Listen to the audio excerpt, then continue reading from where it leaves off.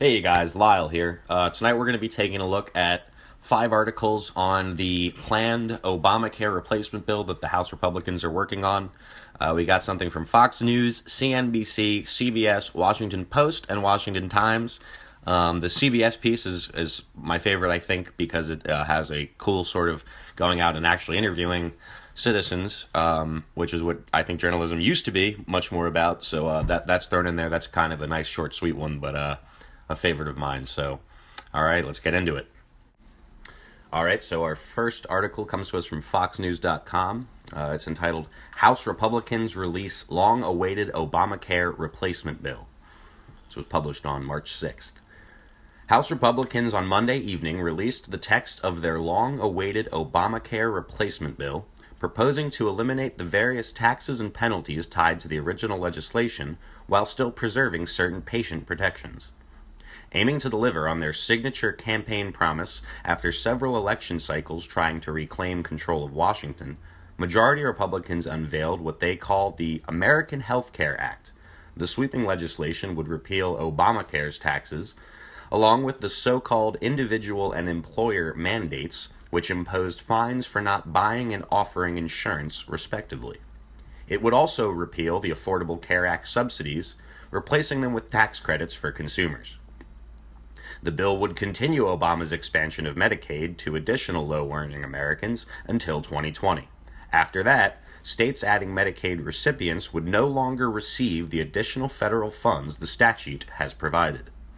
More significantly, Republicans would overhaul the federal-state Medicaid program, changing its open-ended federal financing to a limit based on enrollment and cost in each state.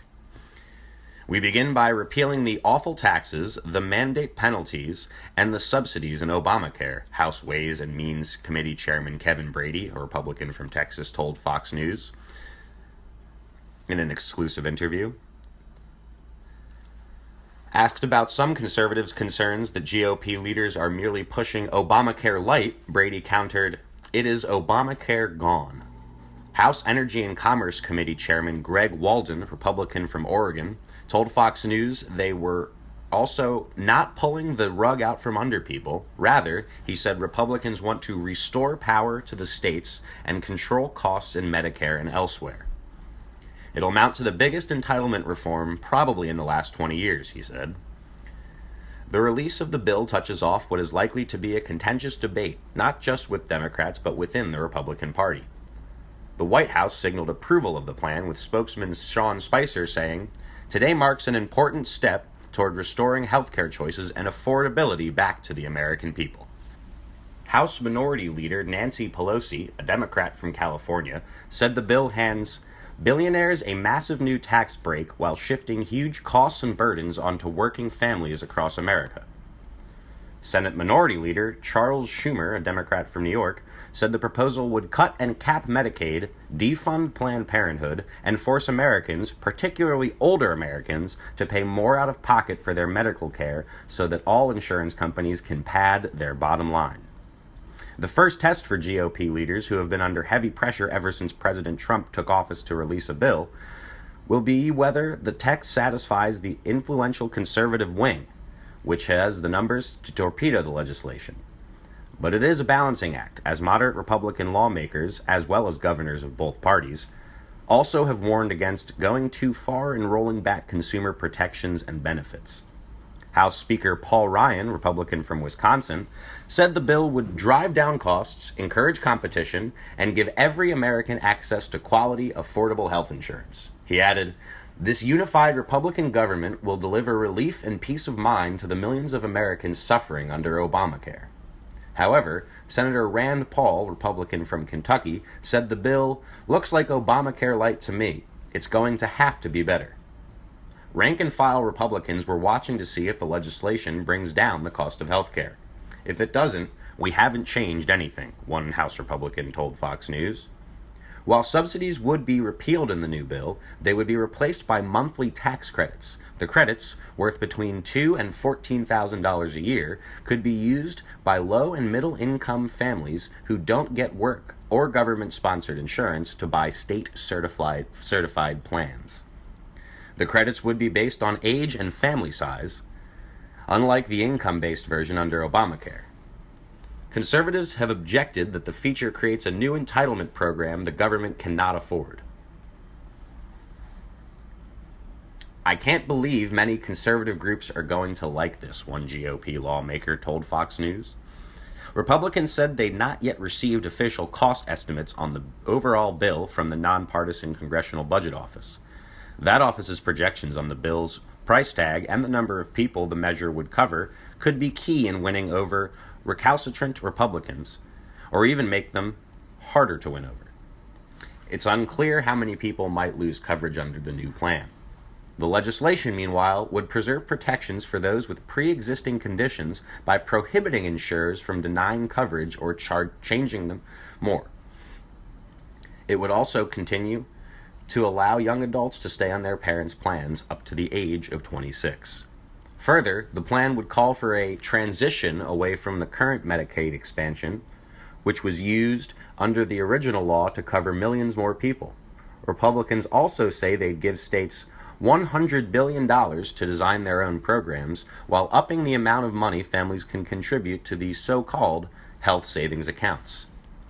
A series of tax increases on higher-earning people, the insurance industry, and others used to finance the Obama overhaul's coverage expansion would be repealed as of 2018. In a last-minute change to satisfy conservative lawmakers, businesses, and unions, Republicans dropped a plan pushed by Ryan to impose a first-ever tax on the most generous employer-provided health plans. Fox News is told the plan is to go to both the Energy and Commerce and Ways and Means committees on Wednesday for markup sessions where they will craft a final version of the bill. The legislation would tentatively go before the House Budget Committee next week. The hope is that the bill would hit the House floor the week after that, and the Senate before the Easter recess.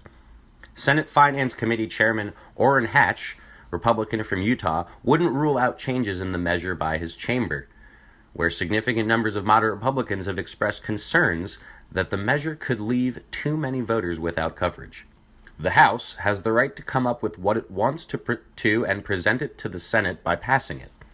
And we have a right to look it over and see if we like it or don't, Hatch told reporters. Underscoring those worries, 4 GOP senators released a letter to Senate Majority Leader Mitch McConnell, Republican from Kentucky, shortly before the bill was unveiled.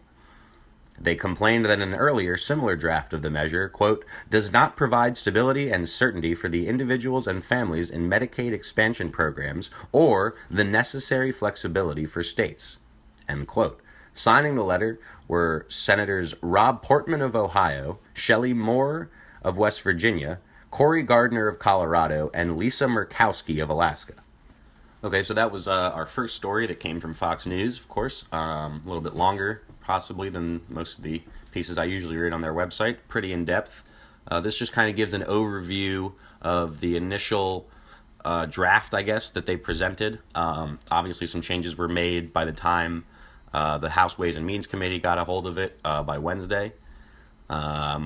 Anything that stands out, I think it's interesting the extent to which, I mean, there obviously is fragmentation amongst the Republicans when you have, Rand Paul saying it looks like Obamacare light, someone else saying it looks like Obamacare gone. So I would imagine that if they can't kind of get together and support one another on what they're trying to do, it's going to be they're going to have a really hard time selling anybody from the left on this. So I guess we'll see how that plays out. And then our next story comes to us from the Washington Times. This was written a few days later after they made some updates to the bill. So let's get into it. House GOP leaders pitch Obamacare replacement plan to holdouts as a first step. Majority Leader Kevin McCarthy throws cold water on Medicaid plan. And this article is by Tom Howell Jr. for the Washington Times, and it went up today, March 10th. House Republican leaders sold their Obamacare replacement plan Friday as a, quote, thoughtful foundation for future reforms that will drive down health costs, heaping pressure on GOP holdouts who say the plan doesn't go far enough. We're not stopping here. This is just the beginning of our work, Ways and Means Chairman Kevin Brady, Texas Republican, said. His panel and the Energy and Commerce Committee approved their parts of this plan this week after more than 40 hours of combined debate during which Democrats used procedural tricks to stall debate and made ill-fated attempts to preserve key parts of Obamacare. We had an open process where everybody who had amendments could offer them, Energy and Commerce Chairman Greg Walden, Oregon Republican, said. The House Budget Committee plans to meet Wednesday to begin fusing the twin bills into legislation that uses arcane budget rules to avoid a Democratic filibuster in the Senate, assuming it can get through the House. Yet a number of House conservatives still say the plan creates a new entitlement and an individual mandate through insurers while letting states that expanded Medicaid to tap federal coffers for too long. They want to freeze Obamacare's vast expansion of Medicaid insurance for the poor in 31 states in 2018, rather than in 2020, as leaders envision. Centrist Senate Republicans are already looking to preserve the expansion in their states, however, and Majority Leader Kevin McCarthy said moving up the freeze would be, quote, difficult to do. That will disappoint the Republican Study Committee, a bloc of 170 conservatives who said Medicaid changes could help win their support for the broader package. They had hoped the issue would be settled in the Energy and Commerce Committee, but it was not. Ending Obama's Medicaid expansion is a priority for conservatives. We believe this can get back on the right track before the bill comes to the floor, RSC Executive Director Scott Parkinson said Thursday. Conservatives also want to ensure that Obamacare regulations requiring insurers to cover an array of services are dismantled, though leaders said they have to be patient because the budget process limits what they can do. The White House is trying to referee the divide by urging GOP troops to get on board with the plan, while leaving the door open to, quote, negotiations over the final package, though congressional leaders insisted that's okay. I never find it unhelpful that members express themselves, McCarthy told reporters. Mr. Trump and Republican leaders cannot afford to lose more than 21 Republican votes in the House or more than 2 in the Senate because they won't get any help from Democrats, who say the plan will force poorer Americans to pay more for skimpier coverage. They say areas that voted for Mr. Trump in large numbers will be hit especially hard, yet Republican leaders are charging forward, saying the Affordable Care Act ushered in soaring premiums and dwindling choices on the individual market. If you want to repeal Obamacare, this bill does it, House Budget Chairman Diane Black from Tennessee said, noting it sets the table for future reforms. We hope that our Democrats on the other side of the aisle, the Democrats, will join us. So that's some nice, I think Washington Times does a good job getting some of the inside baseball stuff. Shows a nice development of how the Republicans are working to bring people together. Obviously, they're still having some problems, but as McCarthy said, he likes it that they're expressing themselves. I think that he's expressing optimism. I think that's a good call. I think also interesting is the Democrats' argument. It seems like they've kind of fallen into the habit of giving people stuff for free, or telling them they're giving them stuff for free. And then the Republicans are saying, all right, well, this isn't sustainable, we can't afford this. And then the Democrats say that the Republicans are the bad guys, which I think is kind of like, if your mom says you can have a few extra cookies, and you do, and then your dad comes in and says, hey, that's going to make you fat, and then you make it sound like your dad's the bad guy, which I think is interesting. And now, speaking of going across the aisle, we'll take a look at something from the Washington Post. This is entitled, Donald Trump's Promises Are Taking a Beating in the GOP's Obamacare Replacement, by Aaron Blake. This comes from their analysis section, which they say is interpretation of the news based on evidence, including data, as well as anticipating how events might unfold based on past events. And this also came out March 10th, which was today, Friday. And it starts with a header question. Can President Trump keep his many promises about health care? President Trump has repeatedly promised not to change Medicare or Medicaid benefits and to provide insurance that covers everyone. But now that it's time to pass legislation, can he deliver on those promises? Two big stories on the Republicans' Obamacare replacement bill broke late Thursday, and both point to major broken promises for President Trump. The Washington Post's Katie Zizima and Christopher Ingram report that the bill would cut a mental health and addiction treatment mandate covering 1.3 million Americans, counter to a Trump promise to expand treatment. The Republican proposal to replace the Affordable Care Act would strip away what advocates say is essential coverage for the drug addiction treatment, as the number of people dying from opiate overdoses is skyrocketing nationwide. Beginning in 2020, the plan would eliminate an Affordable Care Act requirement that Medicaid cover basic mental health and addiction services in states that expanded it, allowing them to decide whether to include those benefits in Medicaid plans. CNN, meanwhile, is reporting that the Trump White House is negotiating to possibly roll back the Medicaid expansion earlier to appeal to conservatives, counter to Trump's promise to leave Medicaid alone. White House officials are beginning to urge House GOP leadership to include an earlier sunset on the Medicaid expansion funds authorized under Obamacare than the 2020 date set by the current bill. The change comes just days after the bill was unveiled and follows a blitz of activism aimed squarely at the White House and President Donald Trump, who has met with conservative leaders in recent days. Here's what Trump said last year, quote, "I'm not going to cut Social Security like every other Republican, and I'm not going to cut Medicare or Medicaid." After House Republicans released a proposal to transform the Affordable Care Act, members of their own party offered a mixture of support and suggestions for changes to the plan. After House Republicans release a proposal to alter the Affordable Care Act, members of their party offer a mixture of support and suggestions for the plan. On opioids, Trump said in his speech to Congress last week, quote, "Our terrible drug epidemic will slow down and ultimately stop," adding that he would expand treatment for those who have become so badly addicted. During a speech in October, Trump said he would dramatically expand access to treatment slots and end Medicare policies that obstruct inpatient treatment. It's possible Trump could focus his fight against opioids in other arenas. Rather than emphasizing treatment, his rhetoric has often keyed on building a border wall to stem the flow of illegal drugs. Republicans explaining the lapsing coverage requirement, meanwhile, have argued that states could continue to provide such coverage even though it isn't mandated anymore. But as Zezima and Ingram report, addiction specialists say it's a very poorly timed rollback. Taken as a whole, it is a major retreat from the effort to save lives in the opiate epidemic. Joshua Sharfstein, the associate dean at Johns Hopkins Bloomberg School of Public Health Medical School, told them. And cutting the requirement would at the very least seem to run counter to Trump's promise to expand access to coverage.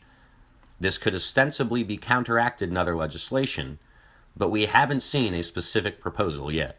The Medicaid rollback is perhaps a more clear-cut case of a promise going by the wayside. Trump's promises on entitlements were often unmistakable, saying they wouldn't be touched. That played into Trump's populist rhetoric and was undoubtedly something that entitlement cut-averse voters liked. But now that the work of actually changing health care is afoot, Trump is working with a party and a House Speaker in Paul Ryan with dreams of real entitlement changes and cuts to balance the budget and keep the program sustainable. The GOP as a whole was also skeptical of the Medicaid expansion in the first place, and many GOP governors turned it down. And these aren't the only Trump promises that risk being broken by the health care bill. There is, of course, the massive overall promise that Trump made to attain universal health care coverage, quote, "insurance for everybody." The Congressional Budget Office scores aren't in, but the law's replacement of Obamacare's individual coverage mandate seems very likely to reduce the number of Americans who are covered.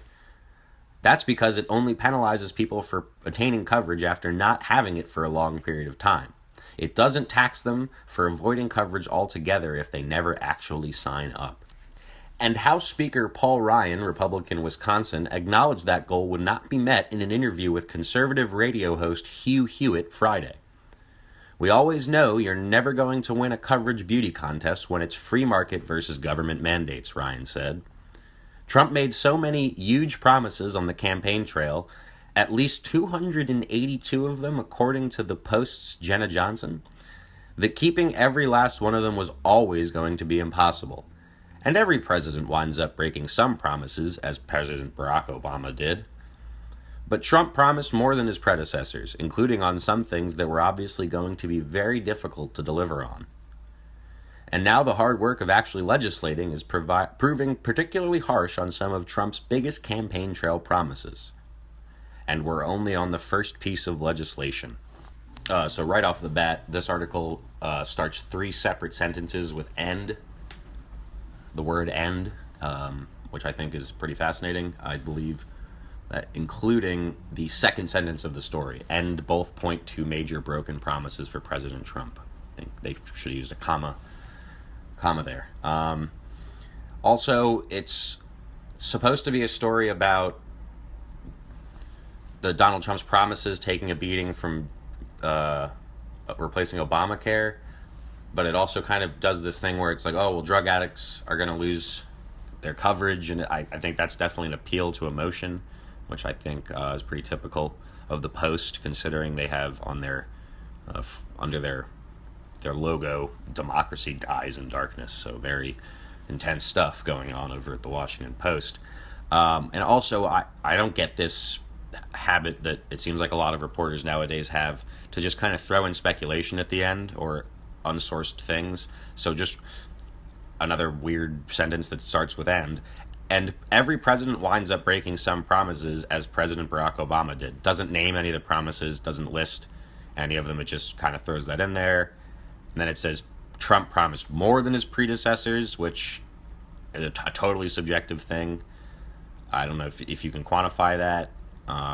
They have the numbers to at least 282, according to the Post Jenna Johnson, but they don't give the number that Obama made. They don't give the number that Bush made. They certainly don't give the number of promises Clinton made. So I just think that's a little disingenuous. And just if you're going to try to have this creative writing style where your last sentence of the piece is, and we're only on the first piece of legislation, again, starting a sentence with "and," I think you need to do a better job with the beginning of the article, because the weird part where it just goes to sourcing a CNN story, and it kind of puts that in brackets, but it doesn't really make it clear where exactly it comes from. I just think it's a little bit sloppily done. I don't mean to be overly critical, but that's just my initial reaction just reading it. Now we're going to go to one of my favorite types of news stories. This one comes from CBS News, and it's entitled, "How Trump Voters See Obamacare Replacement Fight." This is by Dean Reynolds. Racine, Wisconsin. Jim Manosa's lawnmower and snowblower business in Racine has hit some hard times. The lack of snow this winter for one thing, and Obamacare for another. "It seems like we're working 7 days a week and don't have any more to show for it," Manosa said. Though he has private health insurance for himself and his workers, Manosa says there's been a ripple effect to rising costs for Obamacare that has made his coverage more expensive too. "We're just working to pay off the insurance to all of this, it seems like," he said. "Something has to change." President Trump supporters like Manosa say Obamacare is a mess, but at Frank's Diner in nearby Kenosha, Larry Rash was not confident a replacement will be an improvement. "I think we should try to work within it and make changes to it. I don't think we have to necessarily replace it," Rash said. The people CBS News spoke with felt congressional Republicans are running up against the reality that health care is complicated. "From what it sounded like to me, they really couldn't pull the plug on the thing entirely," said Dick Gentz, an accountant. At the counter, Glenn Woods said it's time for the Republicans to act. "When you run on one thing more than anything else, and you have the power to change it, you better change it," he said. Woods and the other Trump supporters said the protracted health care tug-of-war has not lessened their regard for the president. Asked how Mr. Trump is doing, Woods said it's too early to tell. It's hard to turn around an aircraft carrier. But Woods said he is headed in the right direction. In fact, the people here seemed much more patient with Mr. Trump than with their Republican congressman, the Speaker of the House, Paul Ryan. So that's a great little short, sweet article. Go out, talk to a few people, figure out what people really want. I think if we saw a lot more of that kind of reporting in the lead up to the election and during the election and the campaigns, I think we would have had a lot more trust and faith in the news media. But it seems like a lot of things were more the reporters' opinions rather than the reporters getting the opinions of the people and reporting that. So I just thought I'd throw that in there. A nice little article, a good example. All right, we'll turn to one more article here. This one comes from CNBC. It's entitled, "GOP Leaders Say Obamacare Replacement Bill Just the Beginning as They Try to Rally Conservatives." This is by Dan Manigan, and he's got at Dan Manigan on Twitter listed here. And it also comes from this Friday, the 10th. House Majority Leader Kevin McCarthy speaks during a news conference on the American Health Care Act on Capitol Hill in Washington. Republican leaders in the House of Representatives on Friday pushed back against conservative criticism of their Obamacare replacement effort saying the embattled reform bill is just one step toward undoing the landmark healthcare law. This is going to take time to get all of the other pieces in place, but we are committed to reforming this, said Representative Kevin McCarthy, a Republican from California and House Majority Leader. There's not everything we'd like to have in the first phase, but we're not going to sit back because Obamacare is failing, McCarthy said at a press conference in Washington. Now is the time to act. McCarthy and other leaders said that 2 more phases of the repeal effort will achieve the common goals Republicans share in undoing the Affordable Care Act. Those next 2 phases are further legislation introduced in Congress, which McCarthy said could happen soon, and administrative changes by Health and Human Services Secretary Tom Price.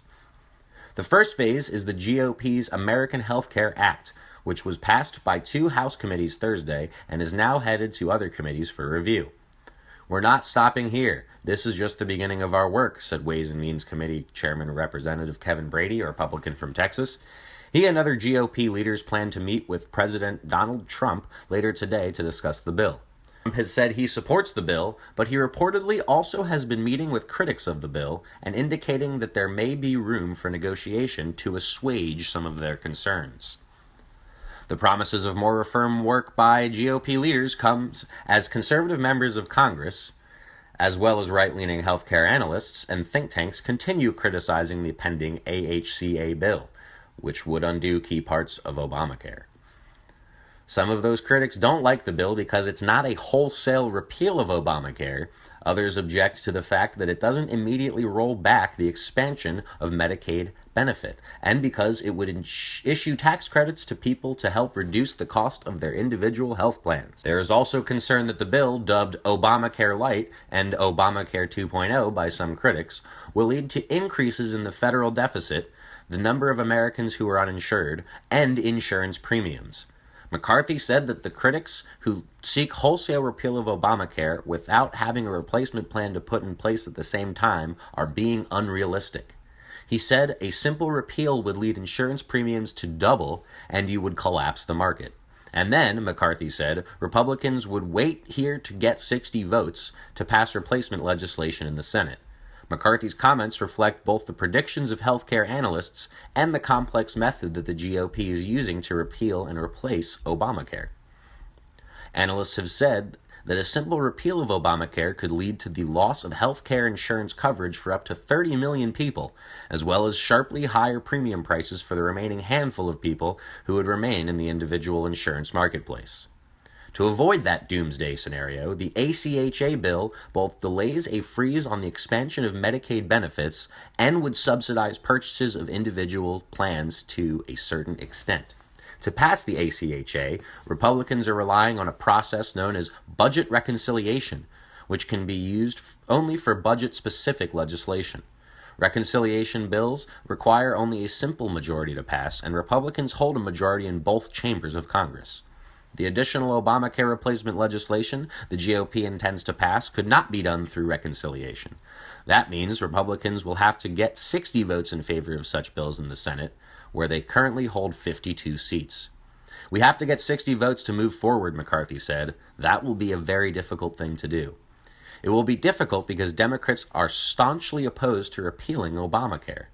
GOP leaders are hoping that by partially repealing and replacing the law through a reconciliation bill first, they would shift the political calculus in the Senate and then be able to peel off enough Democrats to support additional legislation to reform the healthcare system. So I think that article provides a good summary. It explains pretty well the reasons behind the Republicans kind of operating the way that they're operating, provides a good overview of what's happened thus far, and it really highlights that 60 vote issue. So a good job by CNBC there. And I would honestly say that was probably, other than that nice short piece by CBS, that was probably the least biased in either direction. It just kind of reported the facts.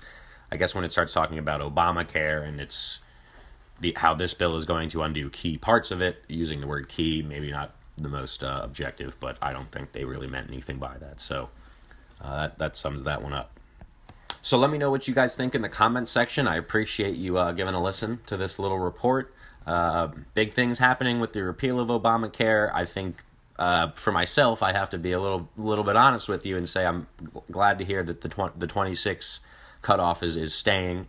I can get insurance through my current employer, but I'm on my parents' plan, and it's just simpler to keep that as long as I can, I suppose. But yeah, again, let me know what you guys think. Are you worried about the change? Or is it something that concerns you? Do you think you're going to lose coverage? Do you think you're going to get cheaper coverage? Are you happy about it? Let me know what you guys think, and of course, also let me know what you think of journalism itself, because that's really what we're trying to crack down on here. So thanks for listening, guys, and have a great night.